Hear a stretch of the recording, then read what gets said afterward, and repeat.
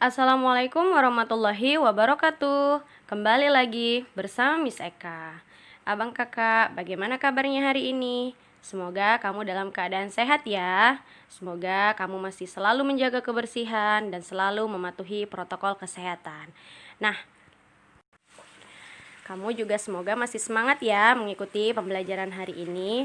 Nah, bertemu lagi dengan Miss Eka di hari Rabu di tanggal 7 Oktober 2020 dalam mata pembelajaran tematik. Hari ini kita akan masuk ke materi kita yang selanjutnya. Sebelum kita mulai, mari kita ucapkan lafaz basmalah terlebih dahulu. Bismillahirrahmanirrahim. Semoga pembelajaran kita hari ini menyenangkan, diridhoi oleh Allah, dan insya Allah ilmunya bermanfaat untuk kamu. Langsung saja kita mulai pembelajaran kita hari ini. Tema 4, globalisasi. Subtema 3, globalisasi dan cinta tanah air. Materi ini disusun oleh guru kelas 6 SDIT Nurul Ilmi. Nah, abang kakak, hari ini kita sudah masuk di subtema terakhir di tema 4 ini, yaitu subtema 3, globalisasi dan cinta tanah air. Adapun tujuan pembelajaran kita hari ini, yang pertama, dengan membaca, siswa mampu menulis informasi penting dari teks eksplanasi yang dibaca dalam bentuk tulisan dan visual dengan kalimat efektif dan kosakata baku dengan sistematis. Kedua, dengan mencari dan mengolah informasi, siswa mampu menyajikan informasi tentang peran Indonesia dalam berbagai bentuk kerjasama di bidang iptek dalam lingkup ASEAN dengan mandiri. Ketiga, dengan pengamatan, siswa mampu menjelaskan prinsip kerja sel surya sebagai sumber alternatif energi listrik dengan sistematis. Nah, itulah tujuan pembelajaran kita hari ini. Untuk materi yang pertama yaitu ada di materi pembelajaran bahasa Indonesia. Nah, bacalah teks eksplanasi ilmiah berikut dengan teliti. Kembali bisa Kak ingatkan, untuk memudahkan kamu dalam memahami materi, silahkan kamu buka buku tema 4 kamu, subtema 3 pembelajaran 1. Nah, saat Miss Eka membaca di sini, silahkan kamu juga ikut membaca di dalam hati dan kemudian menyimak apa yang Miss Eka sampaikan. Indonesia luncurkan program Akademi Energi Surya pertama di Asia Tenggara. Departemen Teknik Elektro Fakultas Teknik Universitas Indonesia atau FTUI meluncurkan Solar Academy pertama di Asia Tenggara, yaitu Institusi Pendidikan dan Pelatihan Tenaga Surya. Peluncuran ini ditandai dengan penyelenggaraan seminar Solar Energy for Our Future pada Selasa 24 Juli 2012 di Universitas Indonesia. Seminar dihadiri oleh para pakar energi dari Jerman, wakil dari ASEAN, serta pemerintah selaku penentu kebijakan energi nasional. Seminar membahas tentang potensi, perkembangan, serta penggunaan energi terbaru, tenaga surya di Indonesia dan di Asia Tenggara. Indonesia dan negara-negara di Asia Tenggara merupakan negara yang kaya akan potensi sumber energi terbarukan, khususnya tenaga surya. Namun, potensi pemanfaatan tenaga surya tersebut belum optimal. Sel surya merupakan lempengan tipis terbuat dari silikon yang dapat mengubah langsung cahaya matahari menjadi energi listrik. Lempengan sel surya tersebut diberi muatan positif dan muatan negatif. Saat cahaya mengenai lempengan tersebut, kemudian akan memicu muatan positif untuk bertemu dengan muatan negatif, sehingga terjadilah arus listrik. Saat ini, penggunaan sel surya masih terbatas hanya dalam skala kecil seperti pada barang-barang elektronik dan sebagai pembangkit listrik pada daerah-daerah yang masih sulit dijangkau oleh jaringan listrik. Terbatasnya pengguna sel surya dikarenakan biaya untuk membuat lempengan silikon yang cukup tinggi. Dengan perkembangan teknologi, diharapkan dapat ditemukan cara untuk meningkatkan efisiensi kerja dari sel surya. Nah, pendirian Akademi Surya ini merupakan wujud nyata kepedulian UI yang diharapkan dapat menjawab permasalahan bangsa Indonesia mengenai krisis energi saat ini. Usaha mencari sumber energi alternatif yang bersih, tidak berpolusi, aman, dan dengan persediaan yang tidak terbatas.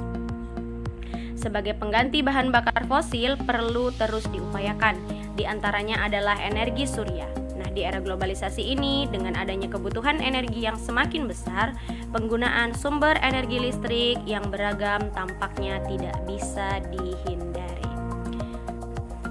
Ayo berdiskusi. Nah, Abang Kakak, di sini kita akan mendiskusikan mengenai informasi penting dari setiap paragraf dari teks tersebut pada diagram berikut. Nah, kamu sudah sering ya mencari informasi dari teks eksplanasi. Sudah jelas namanya teks eksplanasi ilmiah, berarti teks tersebut membahas tentang ilmuwan atau penemuan-penemuan ilmiah. Nah, di sini kita akan membahas atau berdiskusi mengenai topik masalah yang ada di paragraf pertama. Nah, kalau kamu perhatikan, teks eksplanasi tersebut memiliki 3 paragraf. Seperti biasa, untuk informasi yang kita temukan di paragraf pertama itu adalah topik masalah. Di paragraf kedua itu adalah deret penjelas. Nah, biasanya di paragraf kedua itu akan menjelaskan poin-poin penting yang berhubungan dengan topik masalah yang dibahas di paragraf pertama.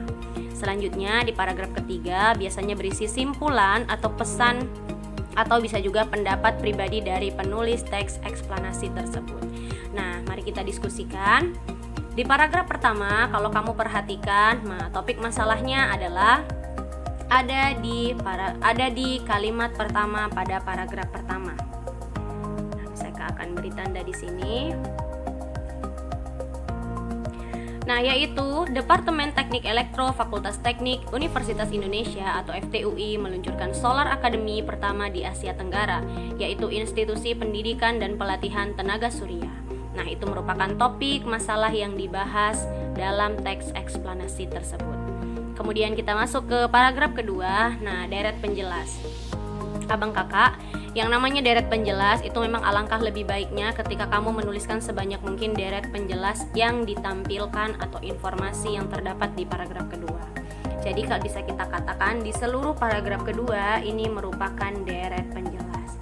Misalnya di kalimat pertama, sel surya merupakan lempengan tipis yang terbuat dari silikon yang dapat mengubah langsung cahaya matahari menjadi energi listrik. Nah, itulah salah satu informasi penjelasnya. Kemudian selanjutnya bisa kita tambahkan, nah, saat ini penggunaan sel surya masih terbatas hanya dalam skala kecil seperti pada barang-barang elektronik dan sebagai pembangkit listrik pada daerah-daerah yang masih sulit dijangkau oleh listrik. Nah, itu sudah 2. Tapi kalau kamu perhatikan di sini bahkan ada lebih dari 5 kalimat yang merupakan deret penjelas dalam paragraf kedua. Seperti Miss Eka katakan tadi, yang namanya deret penjelas itu pada umumnya dalam paragraf tersebut hampir seluruh kalimatnya itu merupakan informasi atau deret penjelas untuk topik masalah. Kita masuk ke paragraf ketiga.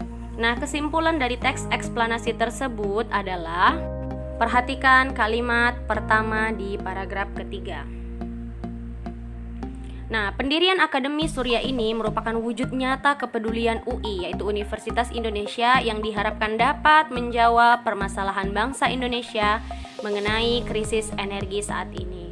Nah, jadi UI atau Universitas Indonesia merasa bahwa di bangsa kita, di negara kita itu memiliki krisis energi. Itulah sebabnya UI di Fakultas Teknik Universitas Indonesia meluncurkan Solar Academy pertama di Asia Tenggara, yaitu Institusi Pendidikan dan Pelatihan Tenaga Surya.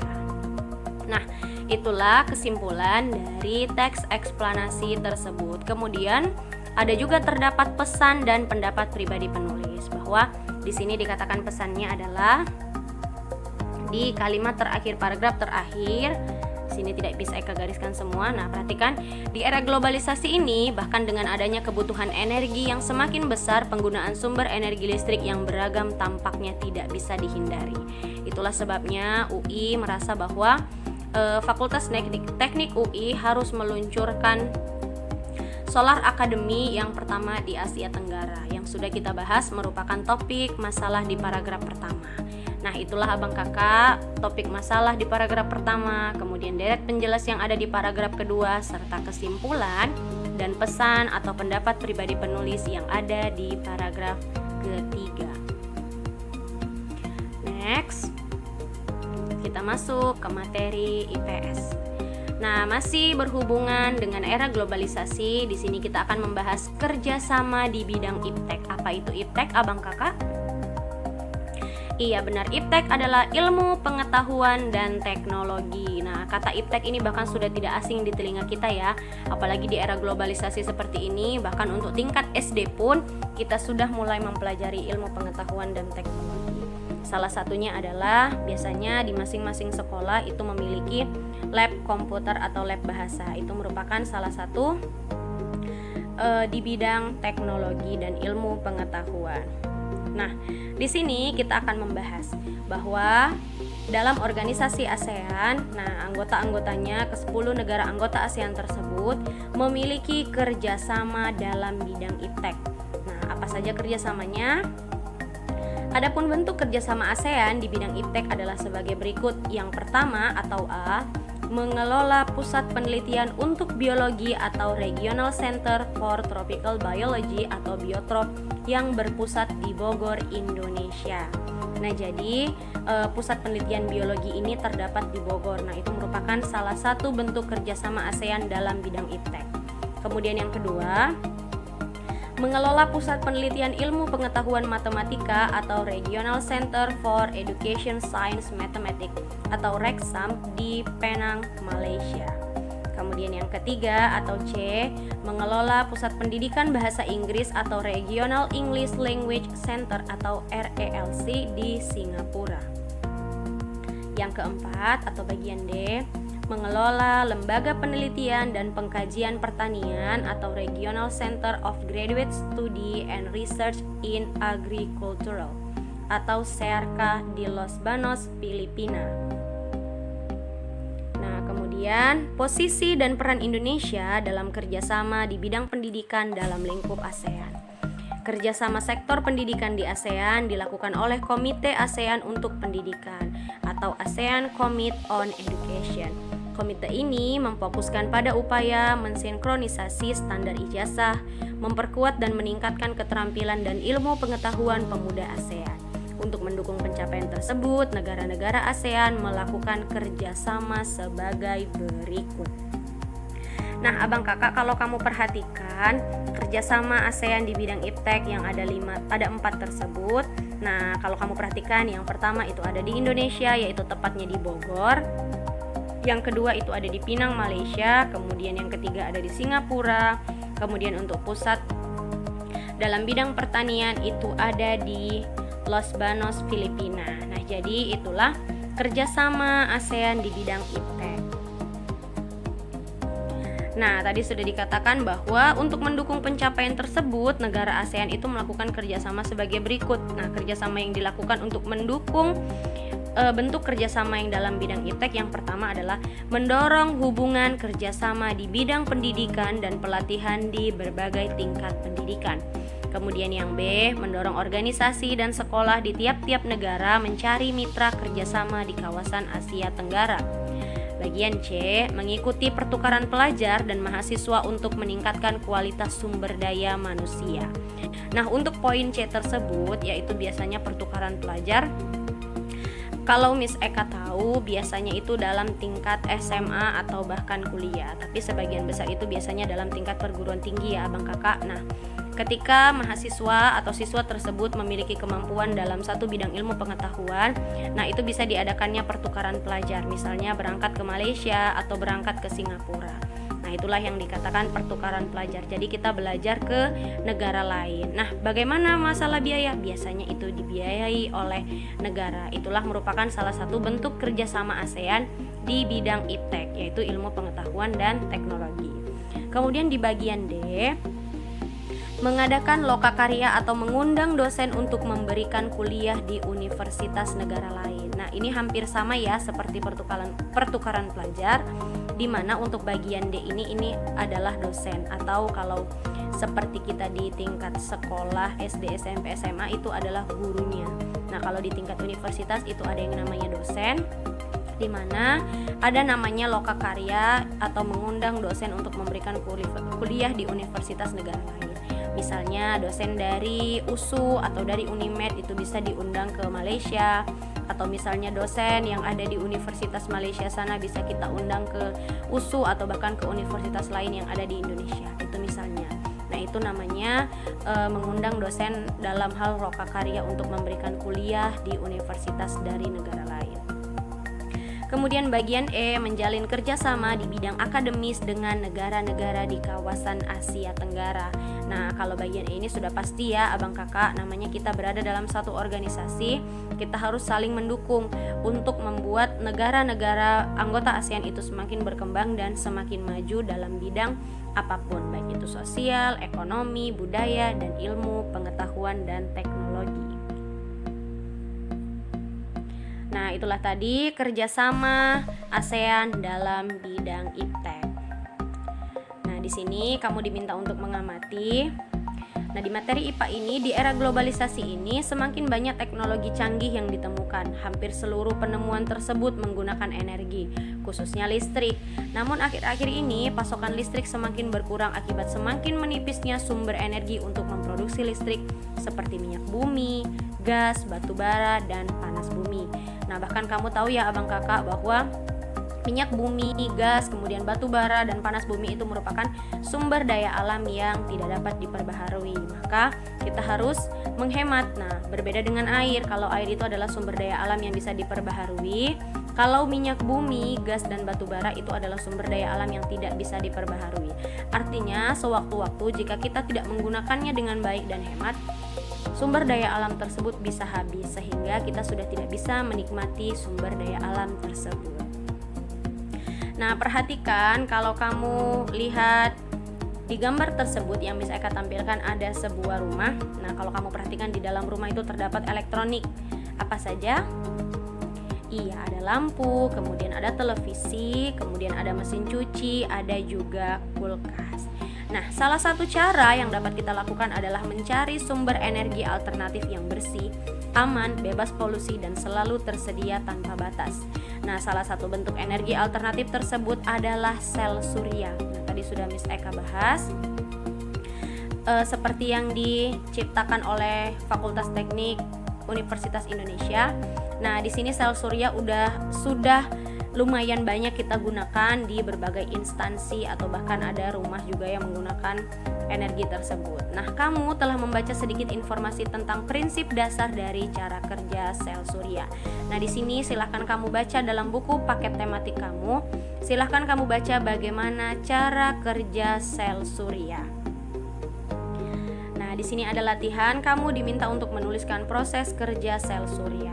Jika di buku kamu yang sudah kamu baca, kemudian menurut kamu ada hal-hal yang belum kamu pahami, boleh kamu tambah informasi untuk melengkapi tersebut. Boleh kamu mencarinya dalam buku lain atau boleh juga kamu mencarinya dari internet. Nah, kalau kamu perhatikan dalam gambar tersebut, sel surya dalam rumah atau gedung tersebut terdapat di bagian atap. Inilah tadi yang terbuat dari lempengan-lempengan logam. Nah, itulah dia panel surya. Silahkan kamu kerjakan proses kerja sel surya. Nah, kalau bisa abang kakak, namanya sudah kelas 6, ketika menjelaskan sesuatu, apalagi mengenai teks eksplanasi atau proses kerja dari suatu produk, silahkan kamu buat secara lengkap dan secara rinci atau berurutan. Jangan begitu dijawab hanya dengan satu atau dua kalimat. Silahkan kamu buat langkah-langkahnya sesuai dengan yang sudah kamu baca dan yang sudah kamu pelajari. Silahkan kerjakan latihan tersebut dengan sebaik mungkin di buku latihan tematik kamu ya. Nah, itulah materi pembelajaran kita hari ini. Sudah banyak ya yang kita pelajari mengenai kerjasama ASEAN di bidang iptek, kemudian bagaimana panel surya itu bisa tercipta, kemudian kita juga sudah mempelajari sekilas mengenai bagaimana proses kerja sel surya. Nah, kamu juga diminta untuk mengerjakan latihan tersebut. Nah, Miss Eka mengucapkan terima kasih untuk kamu yang sudah mendengarkan dan menonton video Miss Eka saat Miss Eka menjelaskan materi dari awal sampai akhir. Semoga ilmunya bermanfaat dan kamu harus selalu semangat ya untuk mengikuti pembelajaran.